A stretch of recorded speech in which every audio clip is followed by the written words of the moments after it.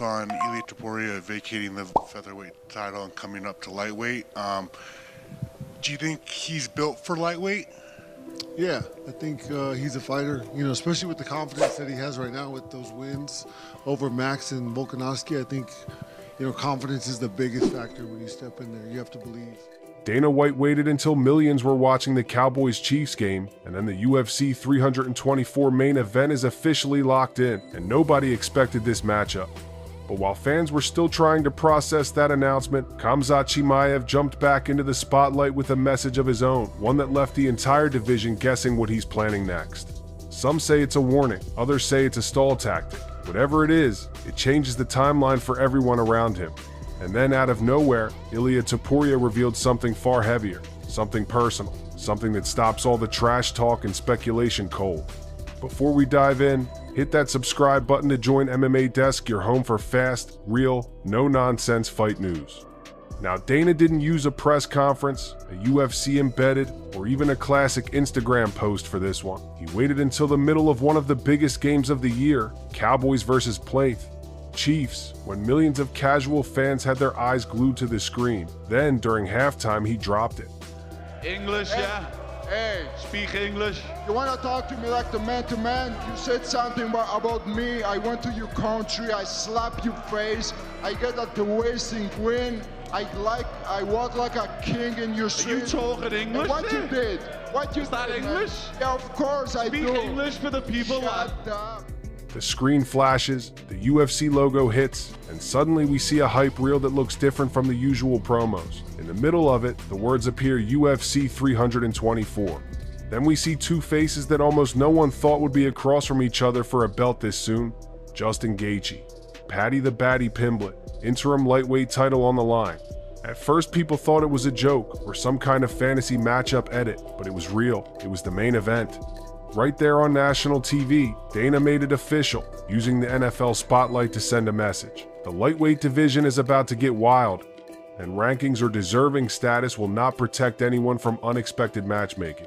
Right away, the debate started. On one side, you have Justin Gaethje, a man known for pure chaos. This is the guy who turns every fight into a car crash you cannot look away from.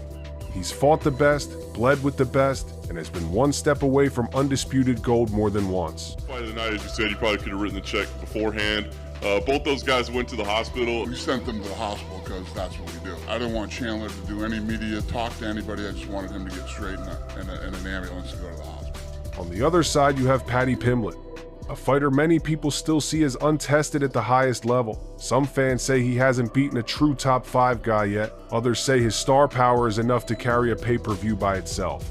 Putting him in an interim title fight with Gaethje is not just about skill. It's about business, risk, and building a new face for the division. Some fans are furious. Others are hyped out of their minds.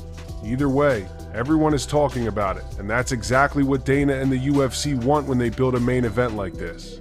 But the big question everyone asked right after the announcement was simple. Why is there even an interim title in the first place? The answer leads us straight to Ilia Topuria. Ilia is the man who sits on top of the division, the king with the real belt. He's the one who made the whole world stand up when he took out some of the best and claimed that gold. In the UFC 324 trailer, you can actually see shots of him, his highlights, his face, his belt. At first, people thought it meant he was about to defend his title next. Now we're just going to describe the lightweights in one word. Paddy Pimblett. Blonde bit. But instead of defending, the truth came out in the form of a quiet, serious message. While the hype video showed his glory, his reality was very different. It turns out he's not ready to fight at all. Not because of fear, not because of contract drama, but because his personal life just exploded in a way he didn't ask for and didn't want. Ilia posted that he is going through a very hard moment at home. He said he needs to focus on his children and fix what is happening in his family before he can think about training camps, press conferences, or fight weeks. This wasn't a trash talk tweet, it wasn't a meme. It was a rare, raw moment from a champion who usually looks untouchable. He even said he doesn't want to hold up the division while he steps away. That's a big deal. Most champs cling to the belt and time. Ilia basically waved the UFC forward and told them, do what you have to do. I'll be back when I can. Max Holloway replied with support and hinted that he understands exactly how hard it can be to fight while trying to protect and care for your kids. That response made fans realize this situation might be even heavier than we think. Did you have mercy? Well, honestly, he couldn't have mercy because the guy that was supposed to stop the fight never did it. So Right. if one needs to die, it's not gonna be my guy. Oh my gosh. I like this. This is a little trash talking here. This is nice. Suddenly, the interim belt isn't just a gimmick, it's a bridge. It's the UFC saying, we'll keep the division moving, but we respect what you're going through. Ilya's sad news opened the door for Gaethje versus Bantel, Paddy to happen, and that one personal decision may shape the whole year in the lightweight division. While all of that was unfolding, another name came crashing back into the spotlight, Khamzat Chimaev. For months, people have been asking one main question: who is he fighting next, and when? Khamzat has been that dark cloud hanging over multiple divisions. Middleweights think about him, welterweights think about him. Everyone knows that if he shows up across from you, it's going to be a long, painful night. Then Nassourdine Imavov speaks up. He tells the UFC he only wants a title shot. No easy fights, no detours. He's ready to wait if he has to. That alone builds pressure. A hungry contender asking for gold means the division has to answer. And that's when Khamzat reacts. He sees Imavov's words and finally gives a timeline. He says he's down to fight after Ramadan. That sounds simple, but it's actually huge. Do you think you can beat the oldest approach? Oh, Habib finish, he's not fighting anymore. Why are you saying these things? Fitna, astaghfirullah. It means he's not jumping in right away. It means the UFC, the rankings, and every other contender have to plan around that window. It also leaves fans with a lot of questions about what's been going on behind the scenes with his health and his long gaps between fights.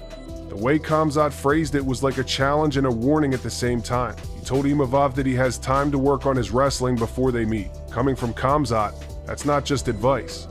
It's a threat wrapped in a smile. The message is clear. You want the big fights? Fine, but you are stepping into my world when it comes to grappling. At the same time, the timeline he gave adds more mystery. Why so far away? Is it just about Ramadan and faith, or are there hidden injuries and long-term plans in play? Fans have seen Khamzat's fights get delayed and changed before. Each time, the hype builds, then cools, then explodes again. Now with Dana booking huge cards and an interim belt already in motion, Khamzat sitting on the side until later makes the middleweight and welterweight pictures even messier. I think you have the style. Is that something you think about? Or like maybe Of course, I've been always open for that. So I know stylistically this match for me much easier than other guys. One tweet from him can freeze a whole division, because every top fighter has to decide, do I wait for the boogeyman, or do I take another fight and risk losing my spot? While future matchups were being teased and delayed, another fire lit up social media, and it came from two names that can never seem to stay away from each other, Conor McGregor and Khabib Nurmagomedov. Their rivalry didn't end in the cage, it lives online, in interviews, and in every small dig they send at each other. This time it started over something that sounds simple, digital Papaka collectibles tied to Khabib's brand and his late father's image. Conor saw this and went off. He accused Khabib of taking advantage of his fans, calling it a scam, and went after him in a very personal way, even bringing up Khabib's father in a disrespectful way. That alone shocked a lot of people. Conor has always spoken wild, but this hit a nerve because Khabib's dad is a respected figure in the sport and in their culture. Khabib responded by highlighting how much money from his projects goes into rehab centers and helping people get clean, even inviting Conor to Dagestan, saying they could try to help him too. The back and forth did not stop there. Conor fired back again, calling Khabib a tax dodger and a scammer, throwing insults linked to faith and honesty. He doubled down on the idea that Khabib is using his father's name for money. At that point, fans began to split into sides again, just like during their rivalry years ago. But some also pointed out the irony. A lot of people remembered Conor's own crypto project that never really took off. That coin was supposed to change the game but ended up failing to raise what it planned. Even though it later refunded people, fans still used it as ammo, saying Conor shouldn't be the one yelling scam at anyone. Still, no matter which side people took, one thing was clear: their rivalry still owns the MMA world every time it restarts. A single tweet from either man becomes a viral topic, proves their names still draw huge attention, and reminds everyone that time can pass, belts can change hands, new stars can rise. But McGregor versus Khabib is a wound that never fully healed. And that pattern of old rivalries never dying didn't stop there. On another part of the internet, Jon Jones and Daniel Cormier found themselves connected again. I want to take the time out to say a happy Thanksgiving to the people who are not with their friends and family today. Happy Thanksgiving. And if no one tells you that they love you today, I love you. Jones was overseas in Chechnya at an exclusive event with the president's son. He was there as a special guest, signing a big ambassador deal. Pictures and videos showed him smiling, shaking hands, and living what looked like a very high-level life. Then Daniel Cormier comes in with a comment that felt small but sharp. On Instagram, he asked why Jon wasn't spending Thanksgiving with his family. It wasn't about fighting. It wasn't about titles or skills. It was a personal jab. Fans who have followed their history know that DC can be petty when it comes to Jon. He's talked about Jon's choices for years. Jones could have snapped back and made things ugly again. Instead, he did something many people didn't expect. He went online and posted a calm, warm message, wishing people a happy Thanksgiving, especially those who weren't with their families. He said he loved them, even if no one else told them that day. He even used his dog in the video, making it light and positive. It was almost like he stepped around the drama instead of walking into it. But of course, fans read between the lines. Some thought it was a subtle way to answer DC without naming him. Others thought it showed a new side of Jones, one that is trying to act more mature and controlled, especially now that he's in a new phase of his career. Either way, it kept their rivalry alive in people's minds.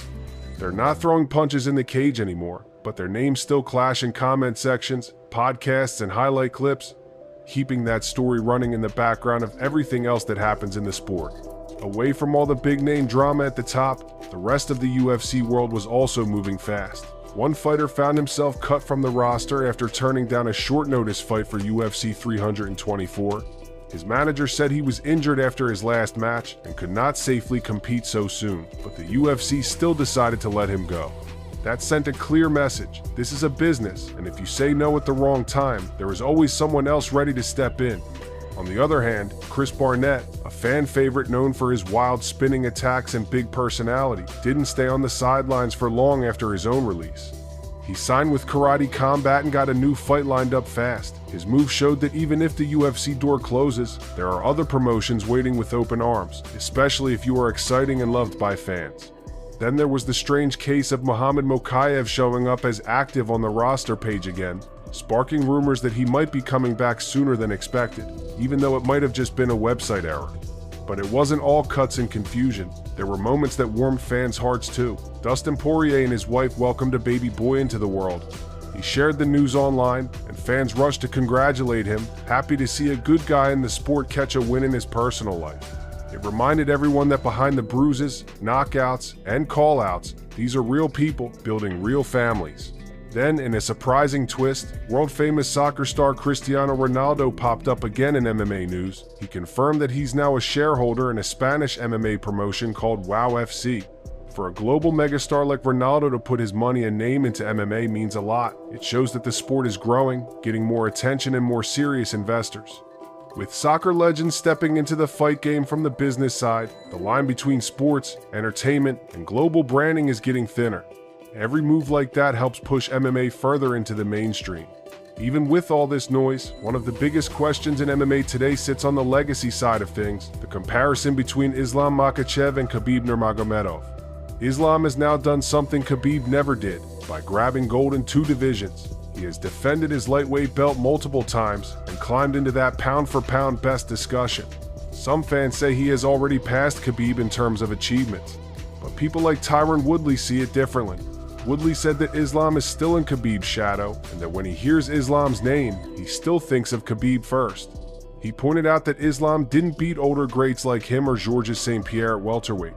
To him, Islam is amazing but still seen as the student, while Khabib is the legend who retired undefeated at 29-0. That record is like a myth. No losses, no returns. Just a clean ending at the top. It's hard to beat a story that perfect. This debate matters because it frames how we look at everything happening now. Every time Islam wins, people bring up Khabib. Every time someone from their team fights, the Eagle's shadow hangs over it. It also ties into the idea of what makes a true greatest of all time. Is it the number of belts, the number of defenses, the name value of the opponents? Or is it the story, the feeling, the way a fighter made the world stop and watch. With Islam moving forward and Khabib staying retired, that comparison will keep growing.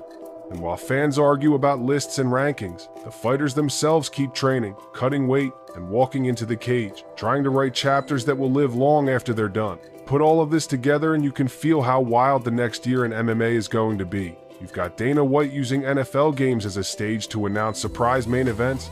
You've got Ilia Topuria, a champion in his prime, stepping back to deal with heavy personal issues while still trying not to block the division.